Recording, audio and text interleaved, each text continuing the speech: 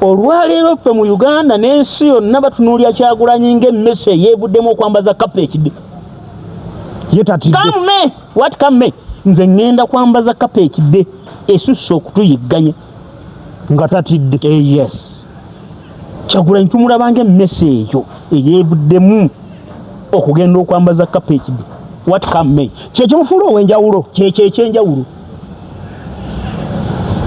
kuba ndaba bamwogerako akaseera ne tunuulira amagye agabadde gabendeera enguudo okukona kubadde kutiisatiisa ng'omwana ayigga kapa kujambaza kide nga ne bamugawo waayo yagula bagamaze mu munda geeko. Ensi yonna kyeyeewuunya. Olinga agamba nti ensi yonna Mwami Museveni yemulabanga lion in the jungle.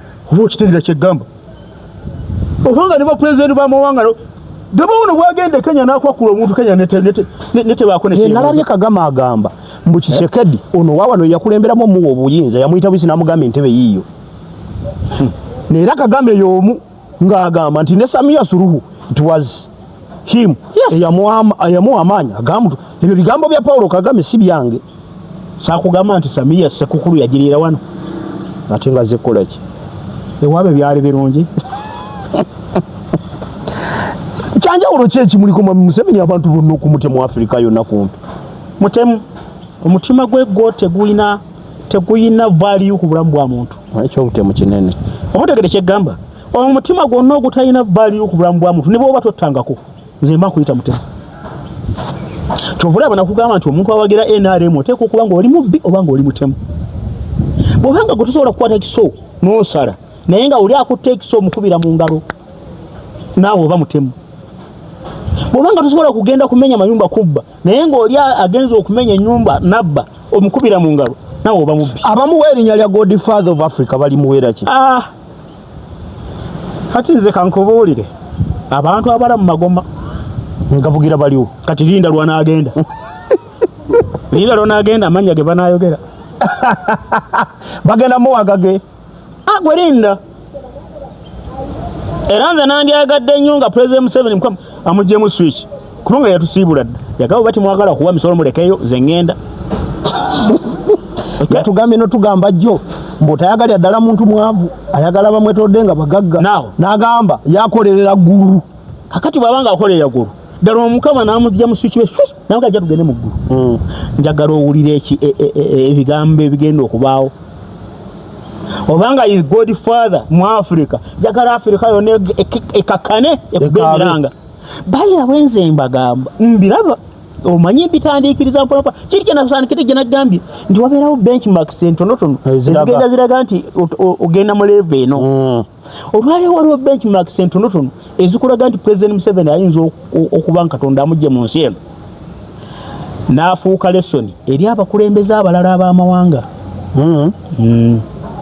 Atya eri tumwine be yafa engoma zaavuga mu Uganda wano okuva ekisoro paka eri ennimule batuuka n'okwata abamu paka eri ennimule omwenge ne gunywebwa ne guggwa mu birabo nga just tumwine yafa. Simanyi oba baali bakungubaga nange simanyi nange awo simanyi naye nga bagunywa atulaba yamanyi.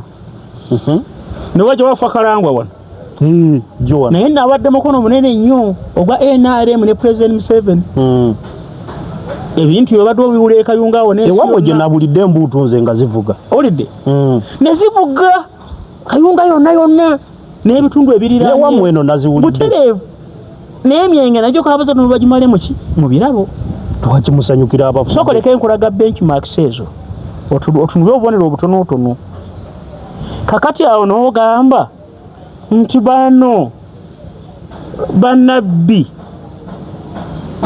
bwe wagulidde ku kino ate olwo Godfather abatuma bagashumba agamba tayagala kuteekawo eggwanga wano mu Uganda lye bayita abavandimu.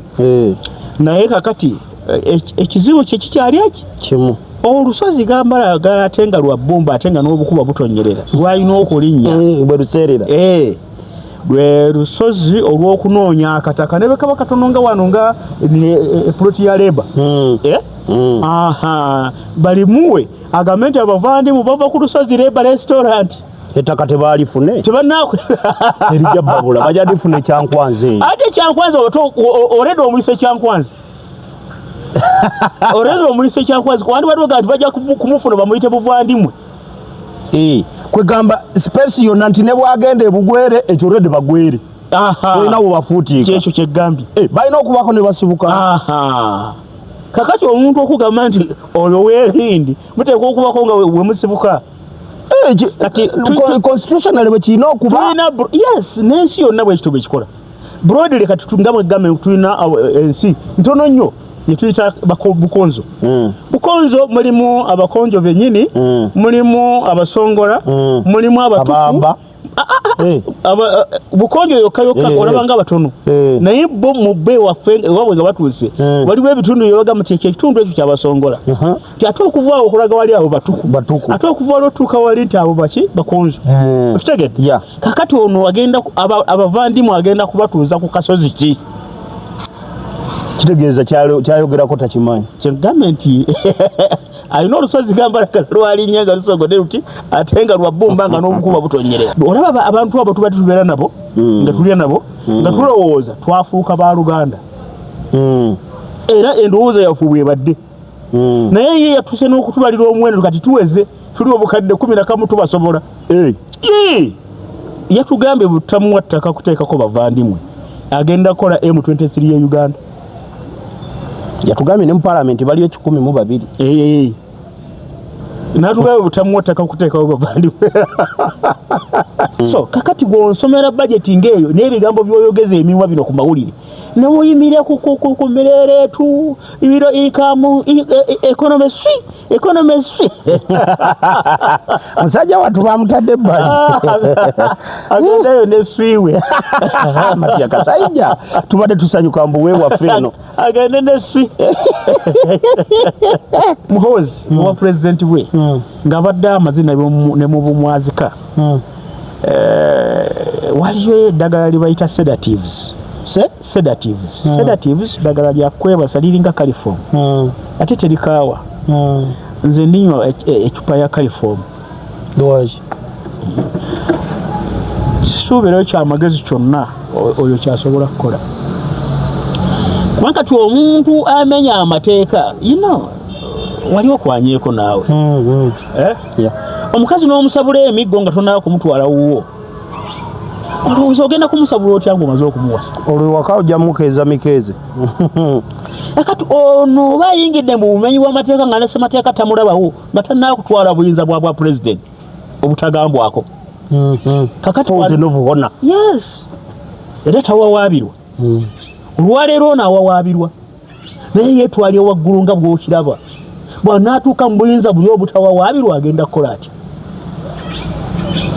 lwaki sinywa obutwa ne muviira oyo wakiri onye obutwa n'ofa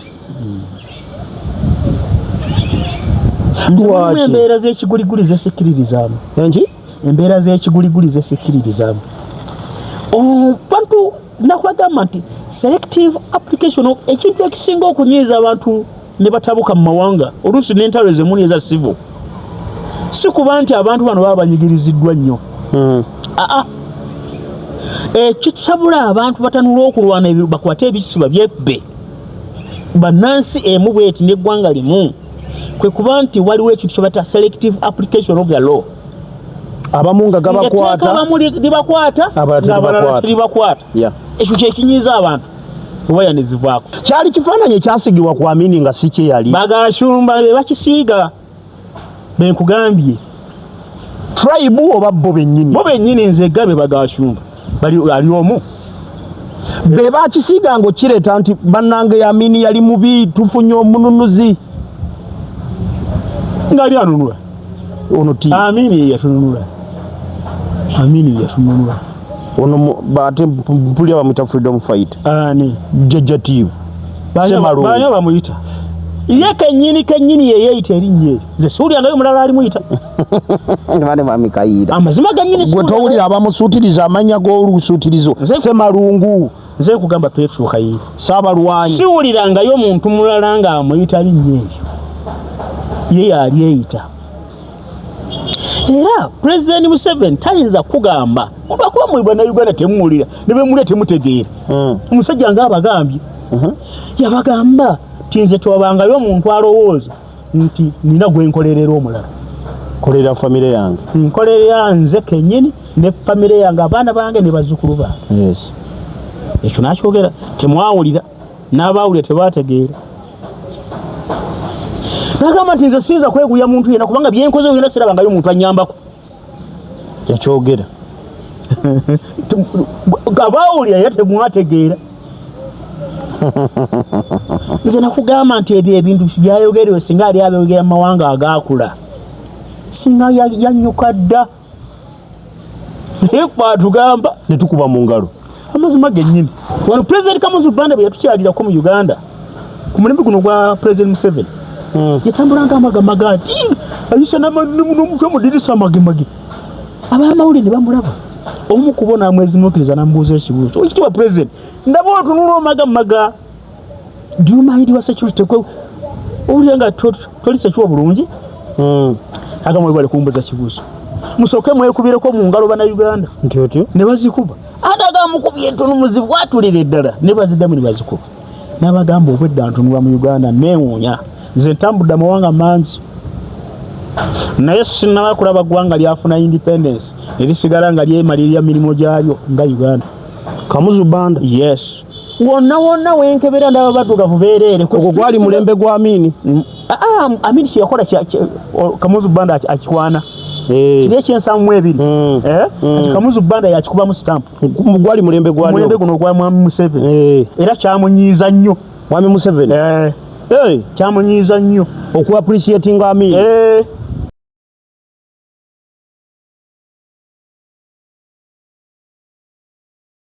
kale baseba ne banyabo tubanirizaako mwena gye musinzire okubanga mutuwuliriza Saturday drone tuze ne Mwami Kayira leero gwe tuli naye mwebale gye mutusizaako engalo weekend namba naffe mwetuli mpola mpola kansaba babuzeeko bamalu babuzaako automatically tuwayemu bya wiiki nga bwe bitambudde nga bwabirabye nga bwe tubigoberedde awo nno munnange olwaleero olw'omukaaga nange mbe nga mpunzika wiiki bwe ntyo nzikayira waliwo omwami nakueleza audio ye bwe nakugamba ali e USA yampereza empapula yamala ne mwogera tenakwogera naye yampereza noziyisaamu awo buuza ku bantu nze namukukwasa nze bye byamateeka sibimanyi abatugoberera balamusizaako Lumaama Kalemeera Wamala era mbebaza emirimu gye mukola actually Lumaama Kalemeera Wamala ye yasayininga ebbaluwa ezo ono yayisharinga ayinza okuba nti yasayina naye nga zikwata ku ki waliwo ekintu ekitugulumbya emitwe ennaku zino simanyi oba neeno omutawuli bwe mubeera naye mukyalo eyo ndaba kikutteyo nnyo kintu ki kyekigambo ky'okusosolagana mu mawanga bino gasumba byasosola abantu kaakati abantu batandise okugirayo ddala bwino alaga eyatandika obusosoze eggwanga lino Uganda sife twabutandika eggwanga lino Uganda bwe lyali ligenda okufuna independence abazungu nga tubagoba okuva wano waliwo eggwanga eryasimbira nnyo Nakakongoli eggwanga lye bayita Buganda nga endagaano zonna ezaakola eggwanga Uganda abazungu abakoloni bazikola n'eggwanga lye bayita Buganda endagaano zonna ezaakolebwa zaakolebwanga wakati wa Buganda n'eggwanga Uganda n'eggwanga erya Bungereza kanaye nga bo abagamba Buganda Abangereza baatula Buganda naye nga boogera ku ttaka lye baali bagabanye mu ndagaano y'e Berlin n'ensalo zaalyo zonna kati baakolanga endagaano Bwakabaka bwa Buganda naye nga bo bakola endagaano emalayo ettaka lyabwe liri baali bagabanye mu ndagaano y'e Berlin kati we bakuba ensalo ne bazimalayo bulungi bamaze okuzekkaanya amawanga geevujjuula gatandika okwagala okufuna independence mu kufuna independence Buganda yali eyagala kukibuukamu edde yeefuuke Buganda nga bwe baagisanga waliwo okuteesaganya kwa maanyi nnyo okulaba nga Buganda bagikkiriza okuyingira mu kintu kye bayita Uganda. Era Buganda neyingira mu kintu kye bayita Uganda nga federal state. Nga balina endagaano gye bakkiriziganyizaako obwakabaka bwa Buganda emirimu gye bunaakolanga mu bantu baabwo n'emirimu eginaakolebwanga gavumenti ey'awamu. Bwe batyo bwe baayingira. Now, amawanga agatuyingiza mu independence baagawandiika. Bayira oyinza kukola ne tuwa, bangambye nkoleko tuwa mu parliament. Ku kisenge kya parliament ne bagateekako. Gali amawanga 18. Omuli Ankole, Kigezi, Tooro, Buganda, Bunyoro, Busoga, Bugisu, Bugwere, munne yano Bukonjo, toleta Sebei, Karamoja, Nerango, Lango, Acholi, West Nile. Those are name Moyo. So nainga gali amawanga 18. Now kakati begaba ngali mawanga mu 18 agayingira mu ndagaano. Luno lufuutiko lw'amawanga lwe bateeka mu ssemateeka wa Uganda baalugjawa. Baaluteeka mu mwebase. Ffe tukugamba Buganda. Those were the indigenous communities ezayingira mu independence. Kakati gwe mbuulira. Now kakati wabaddewo ekizibu ekyazze mu Uganda naye nga kyaleetebwa President Museveni deliberate nga kyabyabufuzi. You know nti abantu babeera nga bali wamu babeera n'amaanyi. Bw'obasaasaanya banafuwa. Kibayita divide and rule. Kati bw'otunuulira Kigezi gye tuyita Kigezi yeggwanga eririmu Abakiga, Abafumbira, Abahorora bonna bonna bali mu Kigezi. Ankole ng'erimu abo bonna abali awo. Tooro ng'erimu Abatooro, Abakonzo n'Abamba. Kitwayita Tooro mu budde obwo. Naye kakati ogenda n'osanga nga buli kawanga bagenzi bakatema bakasalira ekyalo bakifuula district okitegeera. Kati ku kintu Gashumba kyogambye kyatambuza obutuufu bwakyo buliwa. Ate buli luddawo gwa Gashumba. Gashumba agamba tayagala kuteekawo eggwanga wano mu Uganda libayita abavandimu. Naye kakati ekizibu kye kikyali eki kimu. Olusozi gambala ate nga lwa bbumba ate nga n'obukuba butonyerera lwalina okulinnya bwe luseerera. Lwe lusozi olw'okunoonya akataka ne bwe kaba katono nga wano nga ploti ya Leba. Balimuwe agambe nti abavandimu bava ku lusozi Leba restaurant. Ettaka tebaalifune erijja babula bajja lifune Kyankwanzi. Ate Kyankwanzi oleda omuyise Kyankwanzi. Oleda omuyise Kyankwanzi kwandi badwoga nti bajja kumufuna bamuyite buvandimwe. Kwegamba space yonna nti ne bwagenda ebugwere ekyo olwedde bagwere. Olina bwe bafuutiika. Kyekyo kyeggambye. Balina okubaako ne basibuka. Kakati omuntu okugamba nti oyo w'Ehindi muteekwa okubako nga we musibuka. Kati constitutional bwe kirina okuba. Yes, n'ensi yonna bwe kityo bwe kikola. Broadly kati tungamwe gamme tulina ensi ntono nnyo ye tuyita Bukonzo. Bukonzo mulimu Abakonjo bennyini, mulimu Abasongola, mulimu Abatuku. Bukonjo yokka olaba nga batono. Naye bo mu bbe waffe wabwe nga batuuse waliwo ebitundu byebaga muteeka ekitundu ekyo ky'Abasongola. Ate okuva awo okulaga wali abo Batuku. Ate okuva wali otuuka wali nti abo baki Bakonzo. Okitegedde? Kakati ono agenda abavandimu agenda kubatuuza ku kasozi ki? Kitegeeza kyayogerako takimanyi. Gavumenti alina olusozi gamba lwalinnya nga lusogodde luti ate nga lwa bbumba nga n'obukuba butonyerera. Tugenda ku budgeti vaku kasumba n'ebyamatulayibuge ffe we tuli tuteredde yamanyi n'abavandimu babafuna tako batebafuna kasa twabaaniriza. Naye ekyo kyakoze ate kya butwa nnyo. Olaba abantu abo tuba tubeera nabo nga tulya nabo nga tulowooza twafuuka ba Luganda. Era endowooza yaffe bwebadde. Naye ye yatuse n'okutubalira omuwendo kati tuweze tuli obukadde 11 tubasobola. Yatugambe butamuwa ttaka kuteekako bavandimwe agenda kola M23 ya Uganda. Yatugambe ne mu parliament baliyo 12. Natugambe butamuwa ttaka kuteekako bavandimwe. Kyejo lwogero lw'Abaganda base bajja okwota. Biveeko naawe. Ekyo nakyo kirooto kye. Kirooto bulooto. Naye nga tekirituukirizibwa yadde abaana. Kibadde kisobola kutuukirira mu approach eri ey'abakadde baabwe. Bwe bajja muno basooka ne batuboolaboola oluvannyuma bo be baatandika okuwasa abaffe nga abaabwe tebabatuwa. Ne tubeera nga tulina obukodomi obwa sayidi emu. Kati bibale bigenze bisaabulukuka nga n'abaabwe babatuwa nga tubawasa. Akati ekyo kyokka yebadde engeri ekkulu ettuufu ey'abantu abo okufuuka omu. Naye kati bw'agamba nti n'omuwendo gwaffe tugumanyi tuli obukadde 11 ne mu paalamenti n'ekiki kye batafuna kye bagamba ekyo kye baagala okujjayo. Kiki kye batafuna kye baagala okujjayo? Tebafuna paasipooti za wano. Kasumba akakasa talina paasipooti atambulira ku yawa ye Rwanda. Bateekwa okuba nga bazifuna mu bubba. Lwaki baagala ku paasipooti bateekeko muvandimwe instead of kugamba Ugandan oba Rwandan?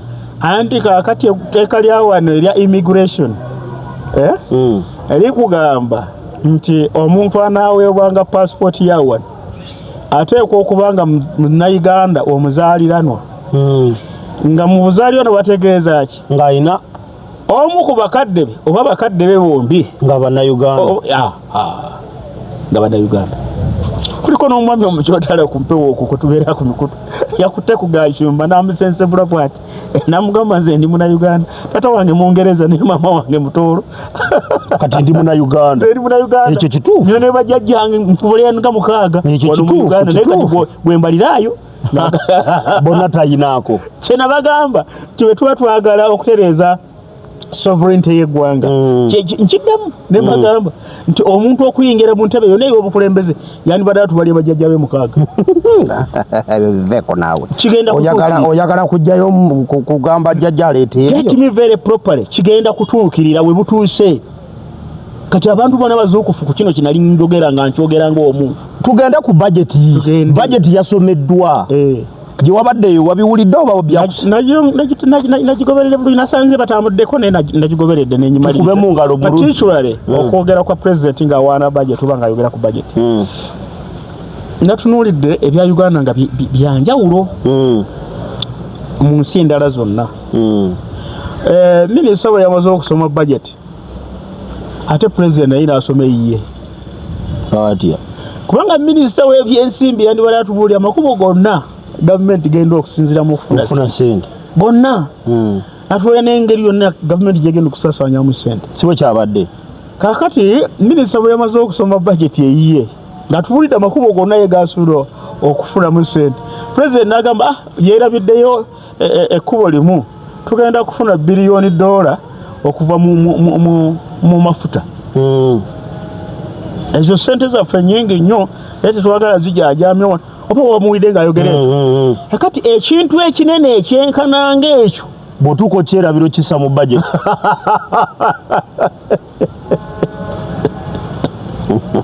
Akono kabadde kadingisa nnambeemu tu bulijjo bamaze ebbanga nga batulangira ebirango eby'okumimwa. Uganda tugenze mu middle income.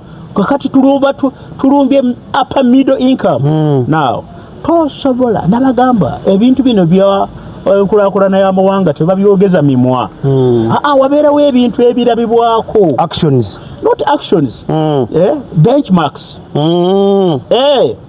Kakati fe abamanyidde ekifo kino wekyatandikira tulabanga waliwo omutindo okukoza eki ogweyongeddeko. Yes. Teweetaaga kukinnyonnyolera. Actually tugiyita restaurant naye it is almost a hotel. Yeah. Okitegeera? So kati togenda kugamba muntu na mimwa ajja n'amaaso nalaba no nga status n'ajagala. It is just a restaurant. It should be a hotel. Yeah. Okay? Yeah. So you mistake one for the other. Now kakati olwaleero ngamba nti ogenda olubiri upper income, upper middle income. Naye ng'olready watuuka dda mu middle income. Middle income tebeerawo ng'okyali ku deficit budget. Mabanja.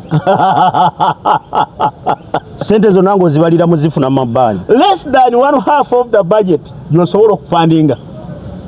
Nalabye entono ze tugenda okufuna. Less. Ezisinga zigenda kuva mu mabanja. Ezisinga ziva bweru. Yeah. kakati olonoga nti otuse middle income actually ku trillioni 8 tugenda ana munya zonna kumpi esinga tugenda kusoloza kana mwemu ana musatu ziva bweru. So we are less than a half of our budget mu busobozi bwaffe. Now kakati kiki ngamba nti bwe tuba tutambuza amawanga kati kiri kyekiba kigenda kikendeera tusinga omwaka oguwedde twali tukoleze balance 50-50 olwaleero income eyaffe yandibadde wakiringa esusse ku 50 ng'eri watandise okukendeera kati gye twewola ontegeera kati n'olyoka omanya tuluubirira income eri ontegeera so kakati gw'onsomera budget ng'eyo n'ebigambo by'oyogeza emimwa bino ku mawulire n'oyimire ku mirere tu ibiro income economy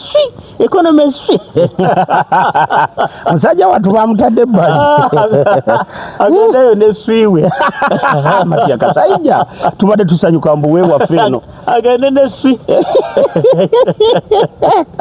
so budget generally nti bwotunuulira nti baba amawanga gakola budget gabeeramu ebintu bya mirundi ebiri mulimu ebintu bye tuyita essential commodities essential commodities bye ebintu ebikola ki bye ebintu ebikola ku bulamu bw'omuntu binantalekeka mu bulamu bw'omuntu ebyo amawanga amategeevu agaluubirira income eremido ne bali ba first world ebyo tegabyongeza musolo gasala amagezi okulaba ng'ebyo byo buli lunaku biba nga bikendeera bukendeezi musolo buli munnansi abenga asobola okubyetuusaako nze ntambudde nengerako mu mawanga agaakula bwe babanga bagenda kubatuma mirimu mugenda kukolera bweru outstation mubeere n'allowances ze mufuna buli omu okusinziira mu butendeke bwe n'emirimu gy'anaakolayo naye meals zo standard meals standard oba buli omwana alya 10 ziba 10 temubaamu kwawula agenda okwoza emmotoka tani boy dereva ba director bonna 10 kubanga mu byokulya mwenna mwenkana okitegedde so kati essential commodities bafaayo nnyo okulaba nga bazikendeereza ddala emisolo okulaba nga buli munnansi asobola okubyetuusaako naye wano nagenza okitunuulira nga kiri vice versa kitya oyagala ku improving housing ate sementi n'omutikko omusolo ku nyondo n'ogataka amafuta agagenda otambuza sementi nyondo bibiri biramba ekitoofu byalinnye so kakati ekyo byoba abaganda tuba tugamba nti oyozezza n'oyanika mu ttaka so if you want to improve housing ng'olaba kizibu kya ggwanga then byonna byonna ebikola mu housing wandibadde obizingiza n'obikendeeza emisolo gyayo n'obaako by'olinyisa ebiriko okwejalabya yes true ebulaya bw'oyagala okunywa ku mwenge onywa naye ogwo olina okuwa omusolo gwa gavumenti nga bw'osobola kubanga obutagunywako tebukibasala bo kuyamba na buyambi gavumenti butakola bukazi bubenje mu nguudo kuyamba buyambi gavumenti butalondalonda batamiivu mu makubo mu trenches nga baagula okitegeera so oba gutikira ddala emiwendo naye ne basigala nga bagwekomerera bagunywa eyo wishiyo it's your wish yes oba tugunywedde gavumenti ebeewulira na bulungi kyenasanyukiddemu mu kiri kyemadde gamba nti bwobanga okozesa bajeti yo nga toboggoledde bantu nogaba kati ekyo sikyagala n'okiwalanira mu bajeti engoye ez'emivumba bamaze ebbanga bakola ki bazirwanyisa kituufu naye simanyi oba empya zitumala factory wezire zinazikola naye nga mu kifo ky'okuyomba n'abatembeeyi bagobe emisinde kyekoze kyekyo omusolo gwa engoye enkadde gwa doubles kuva ku 15% nogenda ku 30%. Ne bwe yandikututya ku 60%. Ekyo kiba kitegeeza ki nti poliisi yo gy'okoze toboggoledde bantu. Naye gwe bagamba nti oba osobola okulekawo empale empya ey'emitwalo 2 n'ekitundu n'ogenda n'emitwalo 4 it's your choice nti wakolerwa kwambala bikadde. Okay, so ekyo bagamba nti poliisi za gavumenti ze zisalawo kikyo n'obeera ewo kirabikira muganti tewaba kwesindika muganti ebikadde mbikoye ng'olinnyisa misolo batteke nga tebikyasobola. Bwe watunulidde budget eno ku bigambo bya Museveni no mu corruption no mu siripu, budget eno gwoyinza gisigira kifaananyi ki? Ekyo kifaananyi kyembadde nsiiga kye kya budget ezeewalala. Ate wano mbadde ntunuulira eno nga nkubira budget ezeewalala mu mawanga amategeevu. Ne Kenya yasomye wiiki eyo. Kye ngamba kye kino nti wano tewaliwo financial discipline. Budget ekuyamba ng'olina ne kye bayita financial discipline. Wano tujajaamya. Wano just mwagala kulaga nsi nti nawo waliwo government ekola budget. Kubanga tomorrow ojja kusanga nga expenditure ya gwanga ebadde ya trillion nga 2. Naye nga mwakola budget ya trillion 84. Enkyaba bajja kuleeta supplementary. Nalabye security bagitaddemu trillion 10, Ministry of Health ne bagiteekamu trillion 5, Ministry of Education 6. Abantu nga babuuza ffe batalina lutalo trillion 10 zaaki. Mmwe temusobola kululaba bannansi. Olutalo luyinza okuba ongoing oba imminent. Lutya? Olutalo luli imminent nga olina omuntu akwewerera nga naawe omwewerera. Kati nakugambe Gashumba yeewera. Agambe bwe tabukola kyayagala akola M23 ya Uganda. Wanaani yewerera Uganda? Kati Kasumba yika katowidde tabyogedde kati government lwaki tesibaamu zinywera. Naye ati bagenzo giyisanga ebigambo tannabyogera eri parliament kadde yagiyisizza. Kye kigambo yakyo. Kati ate mu byokwerinda tomulinda na kwogera eri gye babiteeseza gyokebera. Abadde yakitegedde. Kakati ayagala kola M23 wano kale katunyweze. Iran eruhana n'eggwanga eddene amawanga amakambwe. Naye Iran yagambye US emaze ebbanga lya myaka 20 nga yeteekateekera olutalo olwo. Emizinga gye yateekateeka okubwatula okukuba yagiteekateeka ng'ejja kugibwatulira emyaka 5 nga tekoze mipya. Kyokka n'amakolero gaayo tegayimiriranga. Era bagitwala mu ceasefire nga bagiwaliriza buwaliriza Iran. Emizinga gye bateekateeka okukuba kutulisa gya myaka 5 nga tebasirisa. Kyokka ekyewuunyisiza abalwanyi mu ddwaniro nti babadde balina kye bayita weevu ey'emizinga. Nga Iran buli lwesitula weevu y'emizinga etwala mipya. Yakukuba jjo si yekkubo olwaleero. Ekyo kye bayita okweteekateekera olutalo. That war has been imminent for more than 20 years.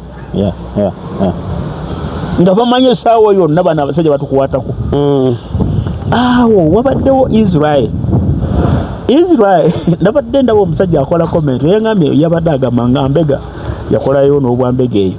Naye baazimba eyo Iron Dome eya Israel nga mu nsi muno baali bamanyi nti ne bwe walibeerawo bomu ya nuclear ekintu ekyo mu nsi kyekirisigala ng'ebyafaayo kimanyise ebitonde ebiriddawo nti waaliwo ebitonde bantu ebyazimba ekintu ekyo. Kati kyekirooto kyabwe kyekyali bwe baakimala okizimba bwe balowooza. Naye Abayiraani baakola obwambega ku kintu kiri okulaba nga kaakati baakikubye kiri ku ttaka. Wano mu nsi okusinziira nze ku bitono byemmanyi tewali ggwanga lisinga bwambega Iran. Iran eyina mbega mu Amerika nga bali mu sectors ez'amaanyi. Iran eyina bambega mu buli nsi na wano. Ebyo omanyi bwe tuba tulaba ffe firimu batugamba based on a true story. Naye bwe tulaba engeri gye baoperatingamu kituwa ekifaananyi nti ne mu nsi bonna weebali. Anti kyegambe nti mbega abeera mu kifo obadde tumusuubira. Israel naye bambega nnyo naye nga Iran bwe yakubye Iron Dome ensi yonna yeewuunyiza. Negamba Iran kanti kyenkugambye Iran obujjukira Netanyahu we yabulya ku map nga takyawulika takyayogera ayinza okuba nga naye yali dumbfounded. Kyamukanga ne kimuteeka wala nnyo kubanga obudde obwo yabulira Iron Dome we baagikubira. Twongereko wano owa kamera gisitula agiddeko wano akasana ndaba kakutawaanya. Iron Dome we baagisabulira. N'ekyo gyongereko olutalo lusobola okumala ebbanga nga weerulina nga terunayaka. Actually nti waliwo kibayitawo ne kibayita battle. So battle luba lukyali lusirifu nga terunayaka. I mean war wati lunayaga when beruwaka ne lubwatuka then that is battle. So kati kilicho gamba nti defense twice tujinyweza atenga tetu ekyo tujinyweze gwayagala okujijjako kina onayitawa ani igwe okujjako government mudembe onayitawa bano baagala eddembe tegera kyegamye bano si baddembe mwami Kayiira bano bakifuba neddembe nno nalyo bali kukaka kubanga kyovola bwate bwenzirako nenewera mu lulimi olw'ekisawo waliwo ekibayita sugar coating empeke ng'ekaawa nnyo togikaka muntu kuginyira giteeke ku kasukaali kungulu kati amala okkanonako nga nobukawo bwe kana amala okuggwako mu lubuto ejja kumutereezamu. Wiiki eno walabye omusango gwa Besigye bwe gwazzemu Sula Amatanga tebyawunzise nga binoonyesezza ate Muhoozi era bamwetaaga baamuyisa abitebye mbu yalagira nti tugenda kutta Besigye wiiki eno eryeggulire ndaba buli wamu lyerikwata akati sikulagira amaze enfunda ndooza ziringa 3 ng'ayogera ku execution y'omusajja oyo luli yasooka n'atugamba bagenda kumutta ku Sekukulu nga bamukute mu Novemba Sekukulu bwe yayita n'agamba bagenda kumusaddaaka ku lunaku olw'abazira Teresta bwe yayita biseera ebyo bituwedde ndagamba bagenda kumututtira ku lwolako lw'abazira so kimweze ebbanga but then tukireke kigende bugenzi bwekityo lwaki tubuuza ndowooza kiyinza obutajjaayo nnyo mulamwa gw'amateeka naye bw'obanga omuntu eyakulamu ng'olina ensonyi kikuvunza bwenze nebagamba nti Muhoozi mu bwa pulezidenti bwe Muhoozi mu bwa pulezidenti bwe ng'abadde amazina ne mu bumwazika waliyo eddagala libayita sedatives ddagala lyakwebasa liringa caliform ate terikaawa nze ndinywa ecupa ya caliform sisuubirayo kyamagezi kyonna oyo kyasobola kukola kubanga kati omuntu amenya amateeka wali okwanyeeko naawe omukazi n'omusabula emiggo nga tonayo kumutwala wuwo olowooza ogenda kumusabula otya ng'omaze okumuwasa olwo waka ojja mukeeza mikeeze kati ono oba ayingidde mu bumenyi bw'amateeka nga nesemateeka tamulabawo nga tannayo kutwala buyinza bwa pulezidenti obutagambwako kakati nobuwona yes era tawawaabirwa olwaleero ono awawaabirwa naye yeetwalye waggulu nga bw'okiraba bw'anaatuuka mu buyinza buli obutawawaabirwa agenda kukola atya lwakisinya obutwa ne muviira oyo wakiri onye obutwa n'ofa embeera z'ekiguliguli zesikiririzaamu embeera z'ekiguliguli zesikiririzaamu bantu nakubagamba nti selective application of ekintu ekisinga okunyiiza abantu ne batabuka mu mawanga oluusi n'entalo ezemuli eza civil si kuba nti abantu bano baba banyigiriziddwa nnyo ekisabula abantu batanula okulwana bakwate ebisuba byebbe bannansi emu bweti n'eggwanga limu kwe kuba nti waliwo ekintu kye bata selective application of the law abamu nga gabakwata abamu libakwata ng'abalala telibakwata ekyo kyekinyiiza abantu obayanizibwako wano weekiri kyekyo kyotandise okulaba bano abalamuzi kyebagezaako okwagala okukugira Baguma kye yakoze n'abawaabye ensonga eno balukwago kyebagezaako okwagala okukugira anaagendayo bw'agenza alekeyo kinavaamu ebibala kyeŋŋambye nti yuno nti enkima gyekoma okuwola mpanga egenda waggulu n'obwerere bwayo gyokoma okubulaba naye nga yakukumye mu kisagazi tosobola kulaba bwerere wankima okitege kakati muleka yewenike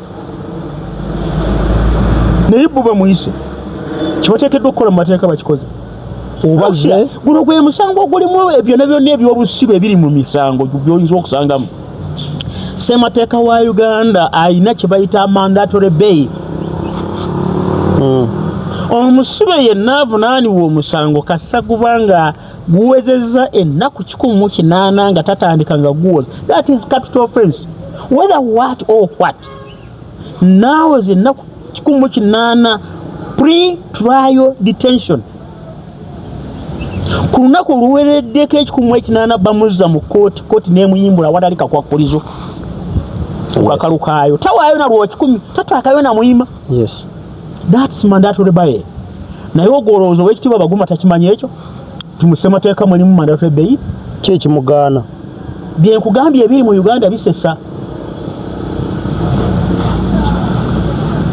Nga n'abalamuzi obulamuzi bwayo babwambala kifuula nnenge kati.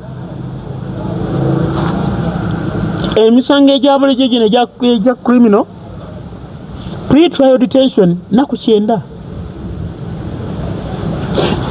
Mwami Kaira nyina kye sinnamanya kwekyo kyoliko. Obubi bwa Idi Amin buli luddawa muki obuwogerwako nti yali mubi batukomu eri akawenkeni oli yali Milton Obote bamutume kijambiya. Obubi bwa Idi Amin buliwo okumutuma kijambiya. Nina ka video ke nabadde ndaba nkayina wano ng'ali mu kwasayininga ba ministers be n'abagamba nze mbawadde obuyinza mugende mukolera abantu ekintu kyonna ekyetaagisa inquiry call me.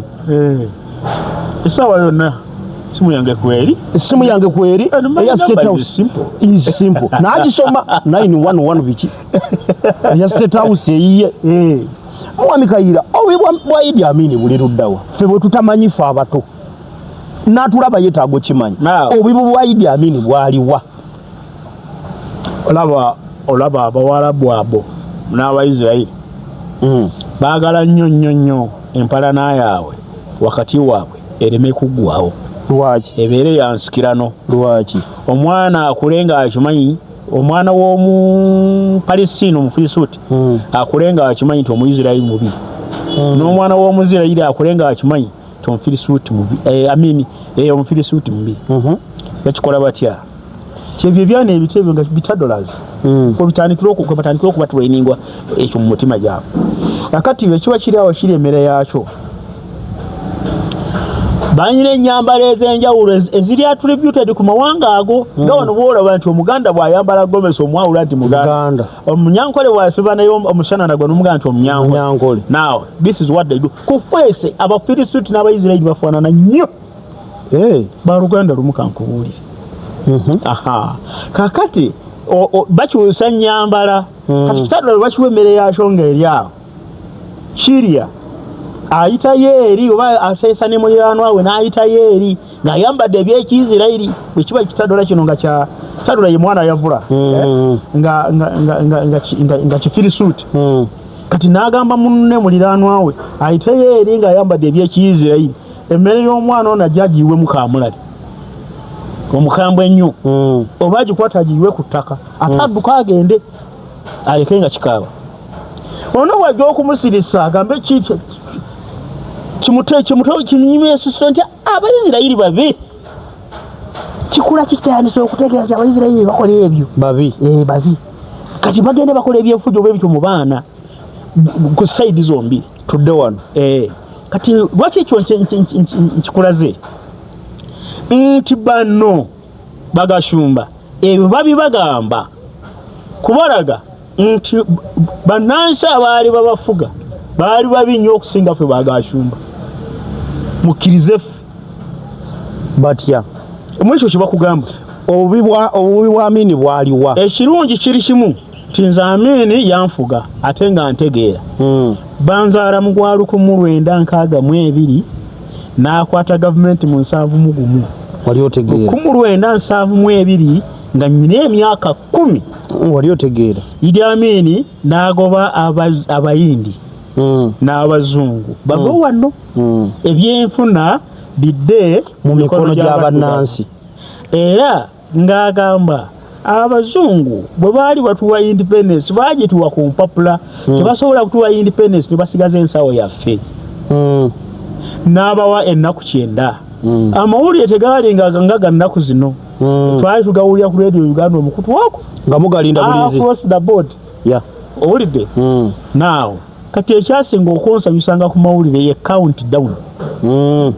olwaliro abayindi n'abazungu basigaza na ku president mu Uganda nekigenda nga kyekola bwekiti bagezaako okumusindikira ensisinkano bano bateese n'abaliira n'okubaliyira okumanya yakakasa n'abagamba buli afiiriddwa okwatagenda yabagamba bebalirire bagende ne bebalirira n'agenda n'abasisinkana nga babaliridde ne bamuwa ku mpapula n'aziyisamu amaaso n'agamba mu byendaba bye mubaliridde ndaba mutaddemu amabaati ndaba mutaddemu gano matefa amayumba gonna sigenda gasasulira kubanga mwagakozesa byaffe bya Uganda byawano ngenda kubasasulako amategula gammwe abalina agamategula ngenda gasasula naye agamabaati sigenda gasasula kubanga amabaati gonna ndabako Uganda baati ago ga Uganda ati nsasula bya Uganda amusenyu n'amatafari ga kajansi ga Uganda so ne ba reducinga namala ne bakkiriziganya n'abaliira era abayindi n'abazungu okujja okkayanira ebintu bino manya President Museveni agamambo tubibaddize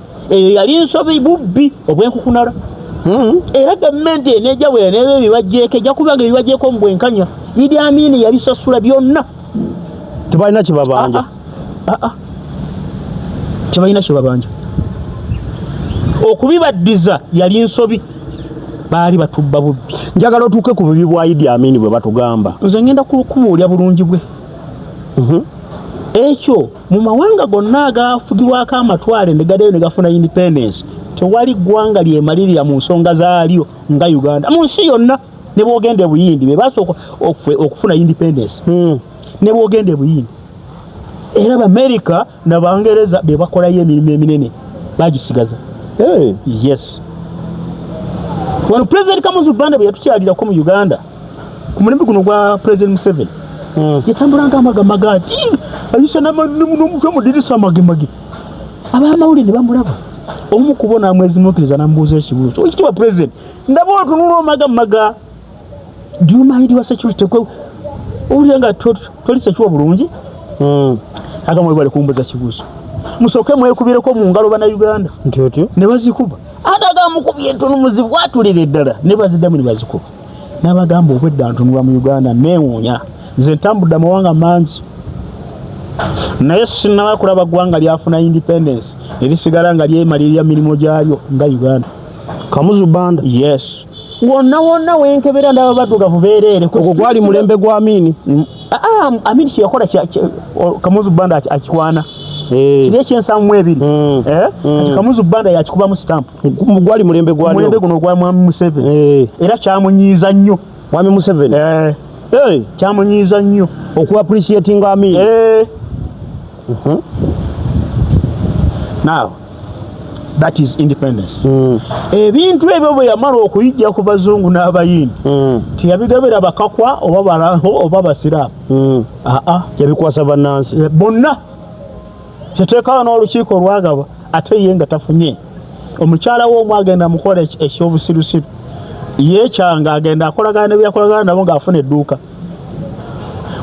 waayita ebbanga Amini n'akimanya n'amugoba namuwala olw'ebbiri bamutike bamutwale n'amutalaka naye bimeeka bye bakola bano ng'ate bo bye babifunamu n'ogamba ntunze commercial bank ng'ate gwe ogiguze Doyere Corporation gitunze esiringi emu ya Uganda ng'ate era gwe ogiguze gwe president wennyini. Noonya obubi bwa Amini nze tonnabuŋŋamba ne batugamba nti omulembe gwa Kijambiya oba okitegeera kyenkuzizaayo eri kyali kifaananyi ekyasigibwa ku Amini nga si kye yali bagashumba be bakisiiga benkugambye tribe oba bo bennyini nze gabe bagashumba ali omu be bakisiiga ng'okireeta nti bannange Amini yali mubi tufunye omununuzi ngaali anunula ono ti Amini yatununula ono bate mpulira bamuyita freedom fight ani jejatiivu banya bamuyita ye kennyini yeyeeyita erinnya eri nze siwulyangayo mulala alimuyita bane bamikayiira amazima gannyini gwe towulira abamusuutiriza amanya g'olusuutirizo Semalungu nze nkugamba Petro Kayiira Saabalwanyi siwulirangayo omuntu mulala ng'amuyita linnya eryo ye yali eyita era President Museveni tayinza kugamba olwakuba mu Uganda temuwulira ne bemulya temutegeera omusajja ng'abagambye yabagamba tinze twabangayo omuntu alowooza nti nina gwe nkolerera omulala kolera famire yange nkolerera nze kennyini ne famire yange abaana bange ne bazzukulu bange yes ekyo nakyogera temwawulira n'abaawulira tebategeera nagamba nti nze siyinza kweguya muntu yena kubanga byenkoze yena sirabangayo omuntu anyambako yakyogera abaawulira ye temwategeera nze nakugamba nti ebyo ebintu byayogerewe singa ali abyogera mu mawanga agaakula singa yanyuka dda naye fe atugamba ne tukuba mu ngalo amazima gennyini nani n'ekintu kyenjagala otegeera nga tumaliriza obudde bugenda kyanjawulo ki ekifuula mwami Robert Kyagulanyi Ssentamu mu bakulembeze abaagala okujjako zi gavumenti kyanjawulo ki kyayina okubeera nga omulaba mu East Africa mu Africa ayina ekyenjawulo that icon emuliko emufuula ow'enjawulo kyanjawulo kyoyinza okugamba omuntu ono nga togenze nnyo namu explanation ekifuula Robert Kyagulanyi Ssentamu ow'enjawulo kankuwa ekyokulabirako yayogedde okudda kwe nabadde ndi ku TV emu Kenya nga ndaba ekiro bayina omanyi Kenya yemu ku nsi etayina TV zidebatinga politics zidebatinga amawulire tezidebatinga politics nalabye Kenya ebyogerako nabadde nali ekiro mu weekend eri ndowooza nalina omukutu ogumu gwendiko ogwe South Africa nga ndaba bali mumwogerako nti okudda kwe kulaka kuli very soon what do you expect nabadde ndi awo nagenza okulaba Kenya TV ya Zambia Zimbabwe Zambia mu Africa wano nalabye TV zinya eza discusses ku Kyagulanyi kiki ekifuula Kyagulanyi wenjawulo buyimbi bya bufuzi Uganda kiki ekifuula Robert Kyagulanyi Ssentamu wenjawulo buli omu ayina endowooza yene ku ndowooza yange gye ngenda okuwa baddembe okugikubaganyako ebirowoozo ate era efaanaganamu n'ekigambo kya omugenzi Oulanyah kye yayogera ate nga kituufu nti yagamba Kyagulanyi si muntu Kyagulanyi is an idea yes yes an idea for what for change yes kakati emmese zirina omuntu aziwalanya ennyo ye Mr. Kappa naye zirina idea yes ntuufu nnyo egenda kuzitaasa Kappa the idea is already ripe is there implementation of the idea okugukwasa emmese zaateesa ekiteeso nti okuwona Kappa amazima gennyini Kappa asooba nnyo ne waba gye tomuwulira kyetuba tukola atambula nga mbuyaga kyetuba tukola tuweese ekide tukimwambaze mu bulago atambulenga nga kireekaana kati buli anaawuliranga ekide ekyo ng'amanyakweka mu bunnya ng'amanya Kappa yiyo nga Kappa yiyo kakati ekirowoozo ne bamala okiteesa bulungi nnyo ekide ne bakiweesa kakati olunaku ne lutuuka ani akimwambaza Kappa ekide agamba ani anaagenda okimwambaza takunnakukwata ekizibu ekyo omusangiriza yeebase bw'anaamala n'azuukuka yadde yeebase ng'ogenze yeebase atadduka atusinga kakati ekidde ne wabulwawo emmese ekipiikinga okugenda okukitandika okunoonya kukalakaala nakyo ekyambaze Kappa bwe buzibu the idea is there and a very nice idea naye emmese eyeevaamu ogenda okukyambaza Kappa n'abula ekyabuze now olwaleero ffe mu Uganda n'ensi yonna batunuulya Kyagulanyi ng'emmese eyeevuddemu okwambaza Kappa ekidde come what come nze ngenda kwambaza Kappa ekidde esusse okutuyigganya nga tatidde yes Kyagulanyi tumulabanga emmese eyo eyeevuddemu okugenda okwambaza Kappa ekidde what come kyekimufuula ow'enjawulo kyekyenjawulo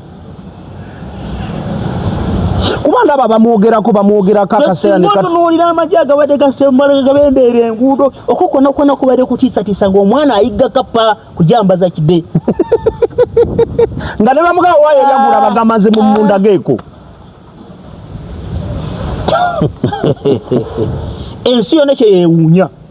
Olinga agamba nti ensi yonna Mwami Museveni yemulabanga lion in the jungle. Oba okitegeera kyeggamba obanga ne bapulezidenti b'amawanga debawona bwagenda Kenya n'akwakula omuntu Kenya netebaako nalabye Kagame agamba mbu Tshisekedi ono waawano yakulemberamu omuwa obuyinza yamuyita bwisi n'amugamba entebe yiiyo.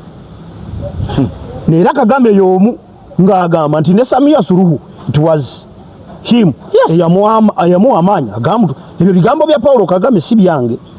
Saakugamba nti Samia Sekukulu yagiriira wano ate nga zekola ki ewaabe byali birungi. Kyanjawulo ki ekimuliko Mwami Museveni abantu bonna okumutya mu Afrika yonna kumpi mutemu omutima gwe gwo teguyina value ku bulamu bwa muntu. Ekyo obutemu kinene omutegere kyeggamba omutima gwonna ogutalina value ku bulamu bwa muntu ne bw'oba tottangako nze mba nkuyita mutemu. Kyovula abana kugamba nti omuntu awagira NRM oteeka okuba nga oli mubbi oba nga oli mutemu.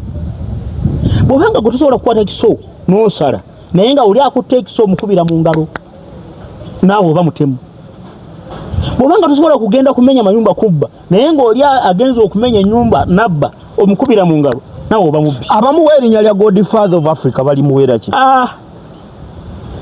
Kati nze kankubuulire abantu abala mu magoma ngavugira baliwo kati linda lwanaagenda linda lwanaagenda amanya ge banaayogera bagenda muwagage gwe linda era nze nandyagadde nnyo nga President Museveni mukama amugyemu switch kubanga yatusiibula dda yagamba bati mwagala okuwa misolo mulekeyo ze ngenda yatugambye notugamba jjo mbu tayagalya ddala muntu mwavu ayagala bamwetodde nga bagagga n'agamba yakolerera ggulu. Kakati bw'abanga akolerera ggulu ddala omukama n'amugya mu switch nawe gajja tugende mu ggulu. Njagala owulire ebigambo ebigenda okubaawo obanga is Godfather mu Africa njagala Africa yonna ekakane ekube emiranga bayira bwenze mbagamba mbiraba omanyi bitandiikiriza mpolapa kiri kyenasaanikete gye nagambye nti wabeerawo benchmarks entonotono ezigenda ziraga nti ogenda mu level eno.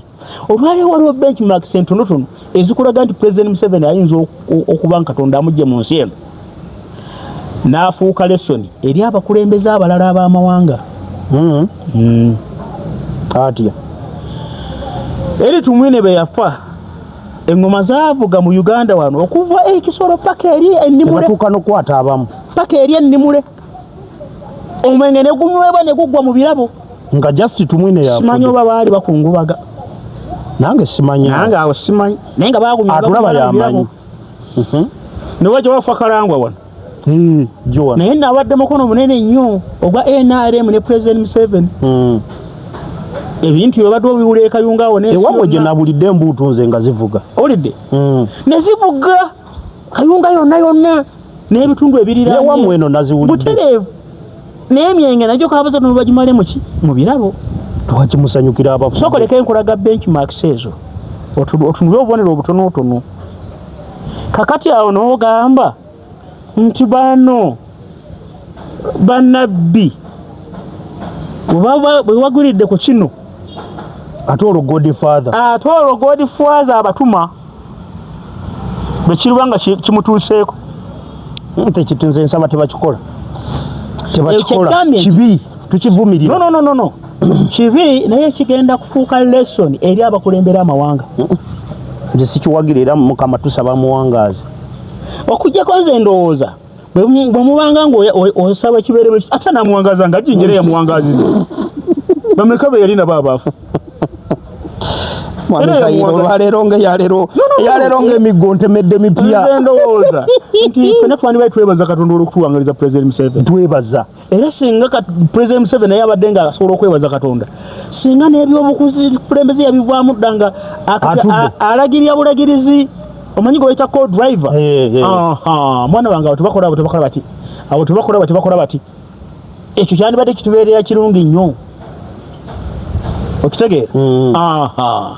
Naye kati oba yakiremeramu kakati ebiddirye mu birindi basaba ne banyabo bwe bali okuva gye twatandikidde yaleero batemye mingi kansabe tebagitika ku mmotoka gituusa.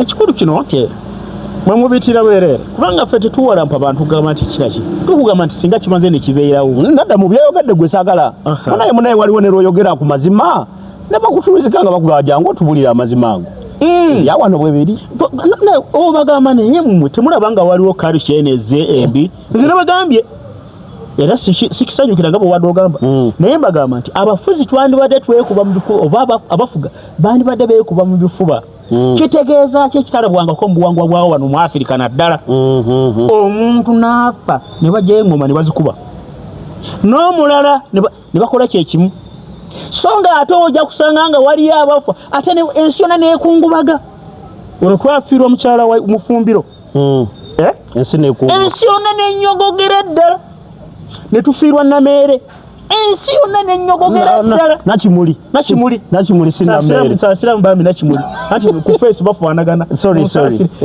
Nakimuli ensi yonna nenyogogera ddala ekyo ate singa otunuulira nti sigamba nti biri mu mawanga Bannayuganda bonna abantu Bannayuganda naye lwaki wano bantu banyogoga wano ne basanyuka wano bonna ne bacamuka mwebale basebo ne banyabo okuva gye twatandikidde ebyamwami Kayiira abatufuga bibateekwa okutunuulira n'obwegendereza ate balongoose mwebale okuva gye twatandikidde muzikiriza olunaku olwaleero mbasiibulire wano budde bugenze mwebale okubanga mubaddeko leero kameramaani ye boss era kugambye kye tutakoze bye